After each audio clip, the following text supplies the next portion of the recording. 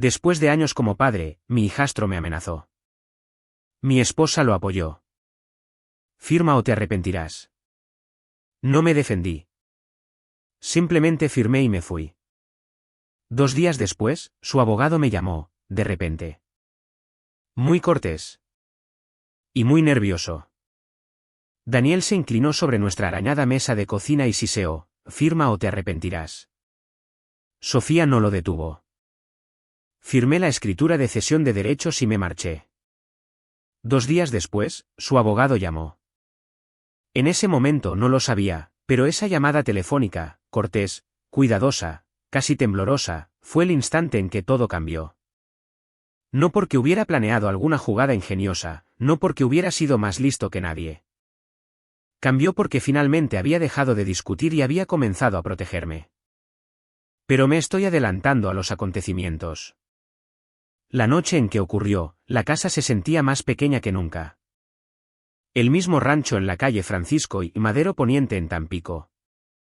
El mismo zumbido del viejo refrigerador. La misma luz amarillenta sobre el fregadero de la cocina. La mesa entre nosotros estaba marcada por 20 años de cenas, facturas y disculpas silenciosas. Daniel acercó su silla y plantó los codos en la madera como si fuera el dueño. No me miró cuando deslizó el papel sobre la mesa. Miró a Sofía. Díselo, dijo él. Sofía limpió la encimera con una toalla de papel que ya estaba limpia. Siguió limpiando de todos modos, con los ojos fijos en el laminado como si pudiera haber respuestas allí. Es lo mejor, Javier, dijo ella. Su voz era firme. Demasiado firme. Cogí el documento. Escritura de cesión de derechos. Las palabras parecían bastante inofensivas, mecanografiadas de forma limpia y ordenada, como algo que firmarías sin pensar. El tipo de papel que la gente usa para transferir propiedades entre miembros de la familia. El tipo en el que se supone que debes confiar. Solo es una formalidad, dijo Daniel. Sonrió con la misma sonrisa torcida que había visto cuando tenía 16 años y creía que podía conseguir cualquier cosa hablando. No estás perdiendo nada. Solo estás simplificando las cosas. Leí la primera línea 2 veces. Mi nombre, el nombre de Sofía, la dirección. Mi casa. La que había comprado años antes de conocerla, la que había pagado con horas extras en la fábrica, nudillos rotos y una espalda que todavía dolía cuando cambiaba el tiempo. Dejé el papel. ¿Por qué ahora? Daniel se inclinó más cerca. Podía oler la bebida energética en su aliento. ¿Por qué te estás haciendo viejo? Porque mamá merece seguridad. Y porque si no firmas, te arrepentirás. Terminó, bajando la voz. Sin gritar, sin enfado, solo con certeza. Miré a Sofía. Ella no me miró a los ojos. Eso dolió más que la amenaza. Pensé en las noches que me había quedado despierto ayudando a Daniel con deberes que no quería hacer. La vez que fui su aval para el préstamo de su primer coche cuando ningún banco quería saber de él. El sábado que me metí debajo de ese mismo coche en la entrada, con el hormigón frío mordiéndome los hombros, reemplazando una transmisión que no podía permitirme reparar en un taller. Lo había criado como si fuera mío. Le decía a la gente que era mi hijo. Ahora me estaba diciendo que firmara o si no. Se me oprimió el pecho. Quería gritar.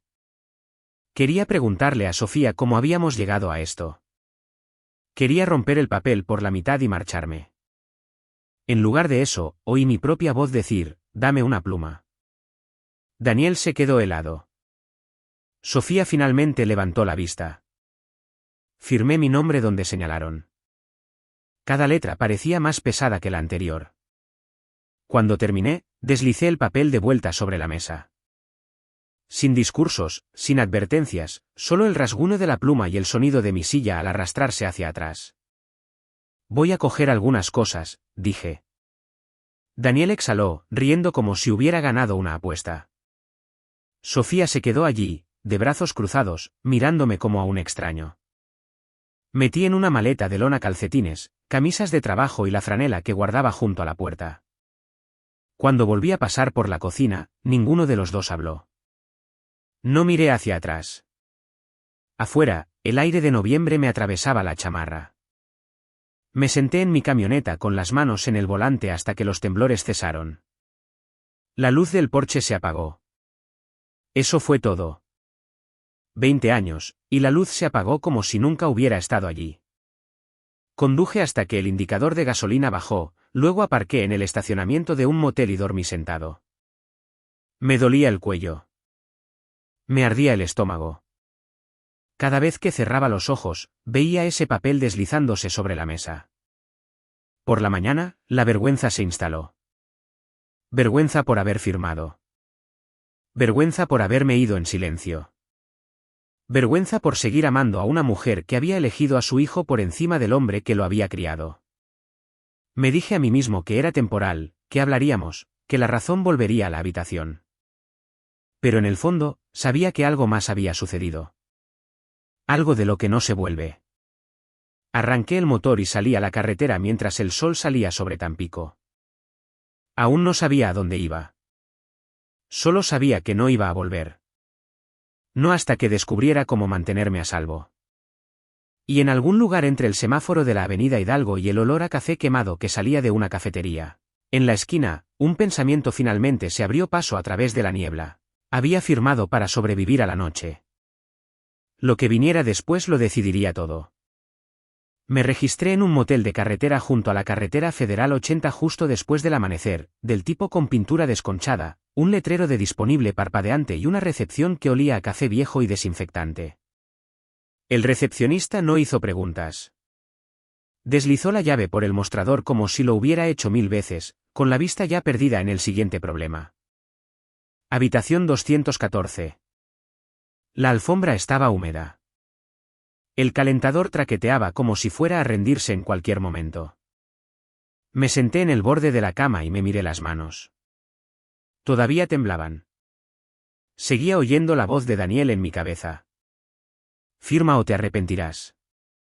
No gritada, no enfadada. Serena, como quien pide el almuerzo. Me quité las botas y me recosté, mirando las manchas del techo. Formas que nunca antes había notado. Una grieta que parecía la península de Yucatán, otra como un rayo. Reí una vez, de forma breve y amarga. No me había reído la noche anterior. Tampoco había llorado. Simplemente apagué algo dentro de mí y seguí adelante. Así es como había sobrevivido en la fábrica durante 32 años. No discutes con una máquina cuando se atasca. No le gritas a un supervisor que ya ha tomado una decisión. Documentas. Esperas. Mantienes la cabeza gacha hasta que haya una salida. Al mediodía, el hambre finalmente ganó. Caminé hasta una cafetería al final de la calle. Molduras de cromo, neón zumbando incluso a plena luz del día. El tipo de lugar que nunca duerme del todo.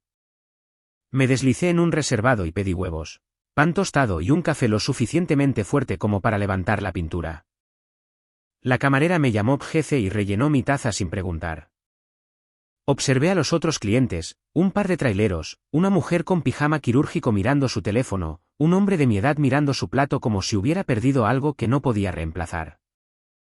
La televisión sobre el mostrador murmuraba durante un segmento de noticias diurnas. No estaba realmente escuchando hasta que una frase se abrió paso. Los investigadores dicen que la transferencia se firmó bajo presión. Levanté la vista. Hablaban de un hombre mayor que había cedido una propiedad durante una disputa familiar. La voz del presentador era plana, profesional. Sin drama, solo hechos, amenazas, coerción, revisión legal. Tragué saliva y tomé otro sorbo de café. Amargo, quemado, real. De vuelta en la habitación del motel, finalmente revisé mi teléfono. Llamadas perdidas de Sofía. Un mensaje de voz que no abrí. Un mensaje de texto de Daniel que solo decía, no te pases de listo. Ese se sintió pesado en mi bolsillo. No respondí. Puse el teléfono boca abajo en la mesita de noche como si pudiera morderme. En su lugar, llamé a mi hermano, Francisco. Vive en las afueras de Ciudad Madero, trabaja en sistemas de climatización. Se ha divorciado 2 veces y aprendió por las malas en ambas ocasiones. ¿Estás bien? Preguntó después de que le dije dónde estaba. No, dije, pero lo estaré. Le conté lo que pasó. No todos los detalles, solo lo suficiente. Francisco guardó silencio por un largo momento. Luego dijo, no hiciste mal en irte. Firmé, dije. Eso se siente mal. Firmaste para evitar que empeorara, respondió. Eso importa. Ahora escúchame. No discutas. No expliques. Anótalo todo. Guárdalo todo. ¿Me oyes? Lo hice. Después de colgar, abrí un cuaderno que guardaba en mi maleta, una vieja costumbre de las órdenes de trabajo en la fábrica. Escribí la fecha, la hora, lo que se dijo, quién estaba allí. Cada palabra que podía recordar. No lo adorné. No lo suavicé. Firma o te arrepentirás. Lo escribí exactamente así. Mi teléfono vibró de nuevo. Otro mensaje de texto de Sofía esta vez. Necesitamos hablar. Lo miré fijamente hasta que la pantalla se atenuó. Esa noche, no dormí mucho. El calentador se encendía y apagaba. En algún lugar del pasillo, alguien tosió toda la noche. Alrededor de las 3 de la mañana, me puse la chamarra y volví a la cafetería. Mismo reservado, mismo café quemado. Pensé en la casa, en el garaje donde arreglaba bicicletas y podadoras, en las cañas de pescar colgadas junto a la puerta, en lo rápido que algo sólido puede volverse tan fino como el papel. También pensé en otra cosa, en cómo Daniel había elegido sus palabras con cuidado, en cómo Sofía no le había dicho que parara. Para cuando salió el sol, una cosa estaba clara. No estaba lo suficientemente enfadado como para hacer una estupidez, pero estaba lo suficientemente tranquilo como para hacer lo correcto. Y significara lo que significara esa escritura de cesión de derechos, no iba a fingir que era el final de la historia. Era solo el punto en el que dejé de hablar. Me desperté con el teléfono sonando a las 7:12 de la mañana. No era Sofía, no era Daniel. Un número que no reconocí. Dejé que sonara. El mensaje de voz llegó 10 segundos después. La voz de un hombre, tranquila y profesional. Señor Méndez, soy Daniel Ramírez llamando de parte de la señora Méndez. Por favor, devuélvame la llamada cuando le sea conveniente. De parte de la señora Méndez. No tu esposa, no Sofía. El lenguaje ya había cambiado. Me senté en el borde de la cama del motel, con el teléfono en la mano, el corazón latiendo más fuerte que la noche anterior. Todavía no había hecho nada. En realidad no.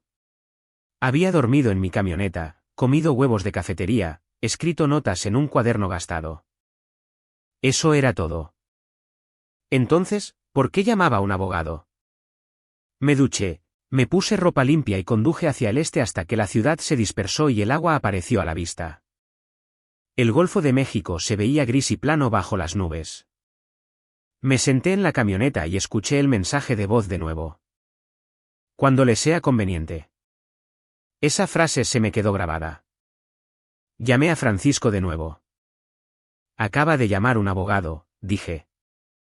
Francisco soltó un silbido bajo. No tardaron mucho. Ni siquiera he hablado con uno todavía. Entonces deberías hacerlo, dijo. ¿Hoy? Me dio un nombre, Marta Ochoa. Local, mayor. Había llevado un par de casos de propiedad complicados en los que la empresa de Francisco se vio envuelta años atrás. Es justa, dijo, y no se deja impresionar por los abusones. Su oficina estaba en un edificio bajo de ladrillo cerca del centro de Tampico, encajonado entre un despacho de contadores y una agencia de seguros cerrada. La sala de espera olía a limpiador de limón y libros viejos. Una foto descolorida del Palacio de Justicia colgaba torcida en la pared. Marta Ochoa rondaba los 60 y tantos años. Pelo gris recogido en un moño apretado, lentes posados en la parte baja de la nariz. Me estrechó la mano una vez, con firmeza, y luego me indicó una silla. Empiece desde el principio, dijo. Así que lo hice. Le hablé de la mesa de la cocina, la escritura de cesión de derechos, la voz de Daniel, el silencio de Sofía, el motel, los mensajes. Deslicé mi cuaderno sobre el escritorio. Ella leyó sin interrumpir. Cuando terminó, juntó las manos y me miró durante un largo momento. ¿Alguien le amenazó si no firmaba? Preguntó. Sí. ¿Le dieron tiempo para revisar el documento? No. ¿Creía que habría consecuencias si se negaba? Sí. Asintió lentamente. De acuerdo. ¿Eso es todo? Pregunté. Se reclinó. Señor Méndez, firmar una escritura de cesión de derechos no borra las circunstancias bajo las cuales se firmó. Fruncí el ceño. Lo hicieron sonar como algo definitivo. La gente siempre lo hace, dijo. El papel parece poderoso. El proceso es más poderoso. Me lo explicó como le explicarías un problema de motor a alguien que ha estado rodeado de maquinaria toda su vida. Sin tecnicismos, sin drama, solo pasos. Las amenazas importaban. El momento importaba. Los mensajes importaban. Y, sobre todo, importaba lo que sucedió después de la firma. El lado de su esposa corrió a buscar un abogado, dijo. Eso me dice que están nerviosos. ¿Por qué? Porque si esta transferencia avanza mientras hay evidencia de coacción, se convierte en un riesgo. A las notarías no les gusta eso. A los agentes de bienes raíces no les gusta eso. A los jueces realmente no les gusta eso. Sentí que algo se aflojaba en mi pecho. No alivio, todavía no. Más bien la sensación de que el suelo no había desaparecido por completo. Marta golpeó el cuaderno. Hizo lo correcto al escribir esto. Casi respondí al mensaje de texto, admití. No lo haga, dijo. El silencio es su amigo ahora mismo. Dictó una breve carta a su asistente mientras yo escuchaba. Formal, tranquila. Solicitaba aclaraciones, documentación y notificación de cualquier intención de registrar o transferir la escritura. Mencionaba coacción sin acusar a nadie directamente. No estamos atacando, dijo. Estamos preservando nuestra posición. Mientras me levantaba para irme, añadió, casi de pasada, si intentan hacer algo con esa escritura, volverá a saber de ellos. Probablemente más pronto que tarde. Tenía razón. Apenas había entrado en el estacionamiento del motel cuando mi teléfono sonó. El mismo número de antes. Respondí. Señor Méndez, dijo el hombre. Daniel Ramírez. Gracias por devolver la llamada. Su voz era diferente, más suave, más lenta. Entiendo que pueda tener preocupaciones sobre las circunstancias que rodearon la escritura, continuó. Imaginé a Daniel en la mesa de la cocina, confiado, recostado en su silla. Imaginé a Sofía limpiando la encimera. Tengo preguntas, dijo Ramírez. Nada formal, solo para aclarar la intención. He contratado a una abogada, respondí, sorprendido de lo firme que sonaba mi voz. Una pausa. Ya veo, dijo. Bueno, entonces quizás todos deberíamos tomar un respiro antes de seguir adelante. Tomar un respiro. Esa frase también se me quedó grabada. Después de colgar, llegó un mensaje de texto de Daniel. ¿Por qué hay abogados involucrados? No respondí. Me senté en la cama y miré la pared. Mis manos ya no temblaban. Era adrenalina, del tipo que sientes justo antes de que una máquina vuelva a la vida. Por primera vez desde que salí de esa casa, entendí algo. Ellos pensaban que la escritura de cesión de derechos era la línea de meta. Se habían olvidado del registro. No solo de mis notas, no solo de los mensajes de texto, el momento, la presión, la prisa repentina, todo. Y ahora, sin levantar la voz ni volver a entrar en esa cocina, había movido el suelo bajo sus pies. No sabía cómo terminaría. Pero sabía esto, habían dejado de fingir. La llamada llegó esa tarde, justo después de las 6. Estaba sentado en el borde de la cama del motel, sin botas, viendo las noticias locales con el volumen bajo. Hablaban de un norte que se acercaba, mostrando imágenes de camiones de sal alineándose en el patio del municipio. Cosas normales, cosas con los pies en la tierra. Necesitaba eso. Mi teléfono vibró. El mismo número. Respondí. Señor Méndez, dijo Daniel Ramírez. Gracias por atender la llamada. Su voz era diferente de nuevo. Más lenta, cuidadosa, como si caminara sobre hielo en el que no confiaba. Entiendo que ha hablado con una abogada, continuó. Sí. Bueno, bien. Eso suele ser lo mejor. Suele ser lo mejor. 2 días antes, sus clientes me habían dicho que firmara o me atendría a las consecuencias. Ahora él aconsejaba precaución. Se aclaró la garganta. Parece haber cierta confusión sobre la intención de la escritura de cesión de derechos. Casi me río. Casi. ¿Qué tipo de confusión? Pregunté. Si la transferencia fue voluntaria, dijo, y si todas las partes estaban completamente cómodas en el momento de la firma. Pensé en la sonrisa de Daniel, el silencio de Sofía, la forma en que mis manos habían temblado cuando cogí la pluma. Yo no lo estaba, dije. Otra pausa. Ya veo, respondió Ramírez. En ese caso, nos gustaría discutir opciones que eviten una escalada innecesaria. Eso era lenguaje de abogado para no esperábamos esto. Después de colgar, me quedé sentado allí durante mucho tiempo, con el teléfono apoyado en mi rodilla. La habitación se sentía más cálida. No segura, todavía no, pero más cálida. Luego comenzaron los mensajes de texto. Primero de Sofía. ¿Por qué haces esto, Javier? Luego otro. Podemos hablar como adultos. No respondí. 1 hora más tarde, Daniel lo intentó. Estás exagerando esto sin motivo. Dejé el teléfono y salí. El estacionamiento del motel olía a asfalto mojado y a gases de escape. En algún lugar de la carretera, un tráiler redujo la marcha, el sonido profundo y familiar. Conduje hasta la cantina El Porvenir en la avenida Ejército Mexicano. Noche de botanear. No lo había planeado, solo necesitaba estar rodeado de gente que no quisiera nada de mí.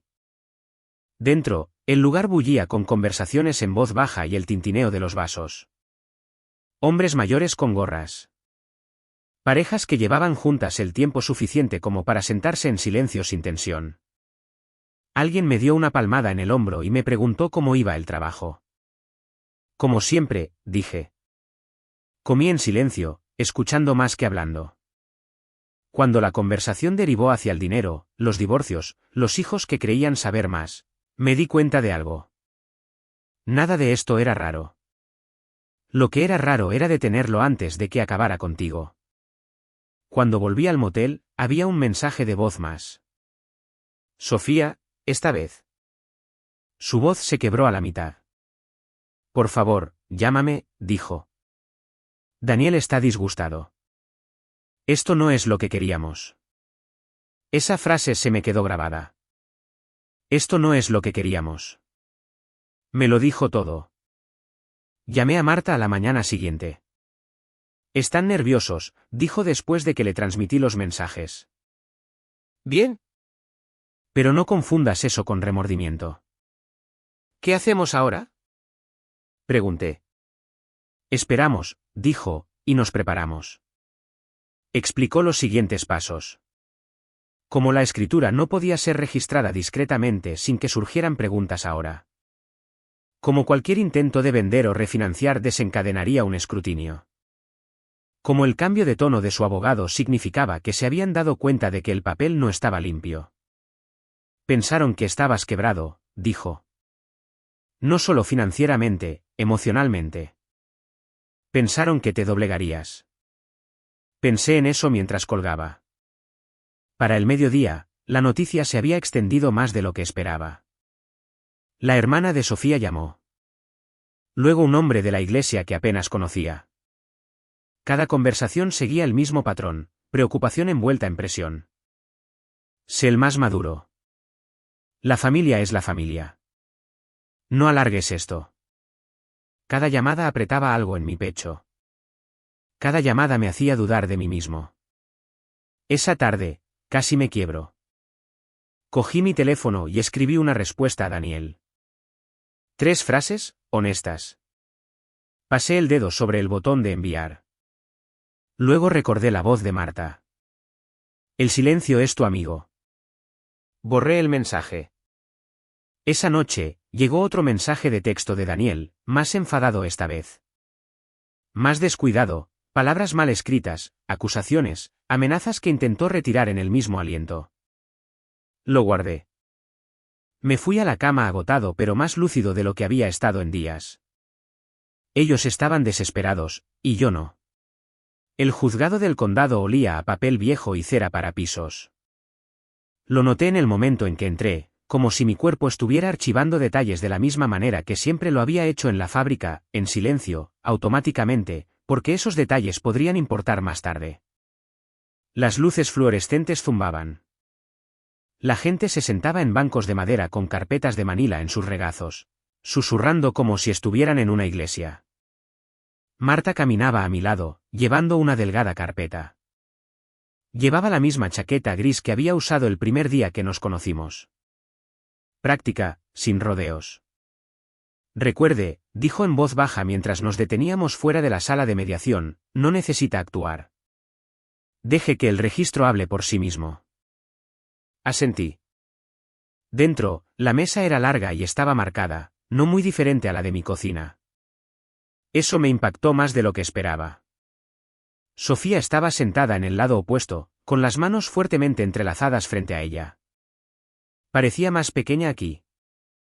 Daniel estaba sentado a su lado, con una pierna rebotando, la mandíbula apretada como si estuviera masticando algo amargo.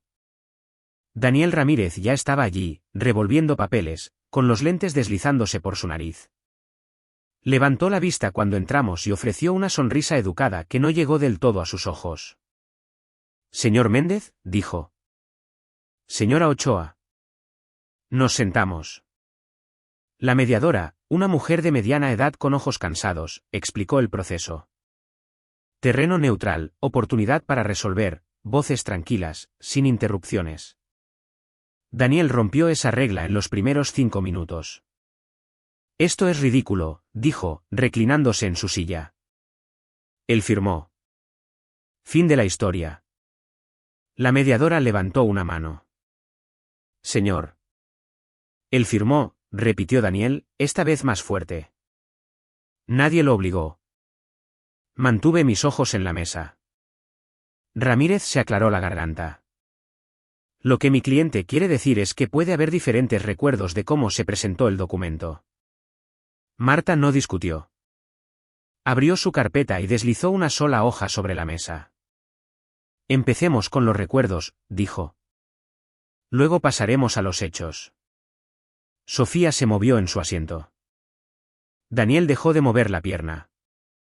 Marta habló con calma, como si estuviera explicando un programa de mantenimiento, fechas, horas, mensajes de texto, las palabras exactas que Daniel había usado, el mensaje de seguimiento de Sofía, el repentino intento de involucrar a un agente de bienes raíces menos de 48 horas después de la firma.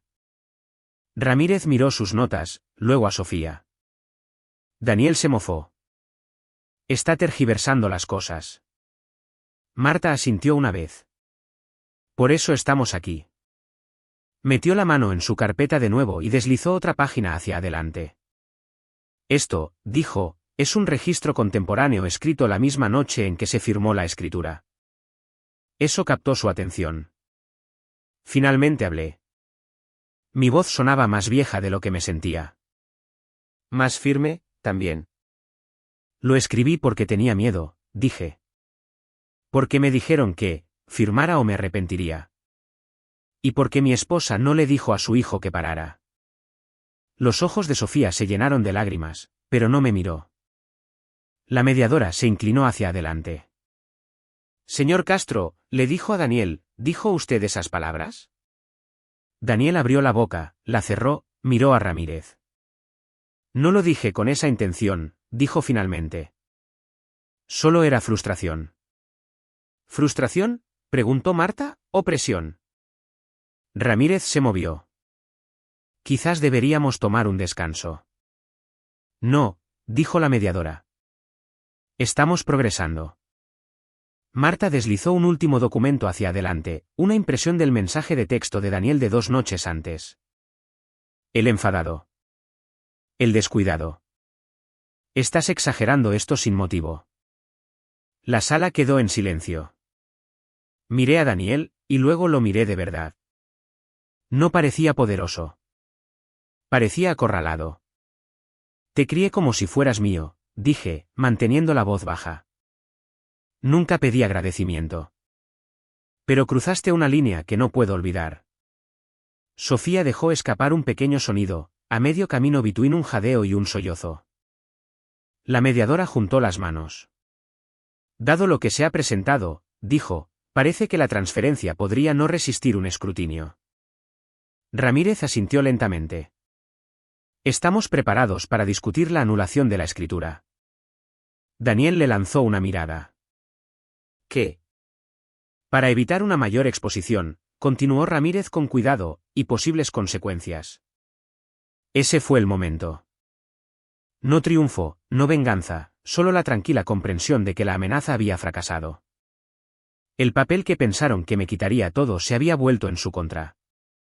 Salimos de la sala 1 hora después con un acuerdo por escrito. La escritura de cesión de derechos sería retirada. Sin venta, sin transferencia, sin borrado silencioso de mi vida. En el pasillo, Sofía me tocó el brazo. Javier, dijo, con la voz temblorosa. Todavía podemos hablar. Di un paso atrás. Ya lo hicimos, dije. Y por primera vez desde esa noche en la mesa de la cocina, sentí que algo se asentaba dentro de mí. No era victoria. Era alivio. Me mudé a un pequeño departamento en el lado este de la ciudad 2 semanas después. Nada lujoso, segundo piso, alfombra café, ventanas que traqueteaban cuando el viento soplaba desde la costa. Pero era tranquilo, y era mío. Compré un sillón reclinable de segunda mano a un tipo en Facebook Marketplace y lo subí yo mismo por las escaleras, deteniéndome a mitad de camino para recuperar el aliento. No me importó el dolor en la espalda. Me recordaba que todavía estaba de pie. La primera mañana allí, me desperté antes de que sonara la alarma. La luz del sol se colaba por las persianas y caía sobre la pared desnuda frente a mi cama. Sin voces en la cocina, sin tensión en el aire, solo el zumbido del tráfico y la radio de un vecino sonando en algún lugar de abajo. Hice café y me lo tomé de pie junto a la ventana. Durante años, había medido mi valía por cuánto podía cargar, cuántas cuentas pagaba, cuántos problemas arreglaba, cuánto silencio tragaba para mantener la paz.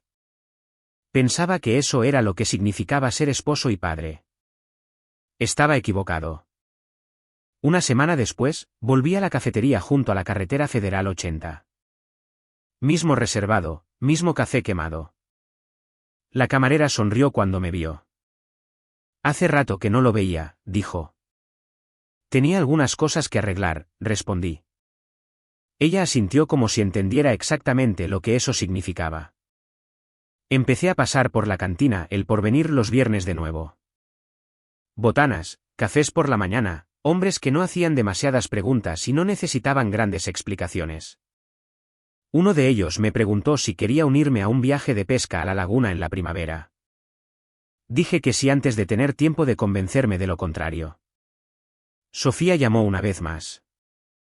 Reconocí el número y dejé que sonara. Lo vi vibrar sobre la mesa hasta que se detuvo.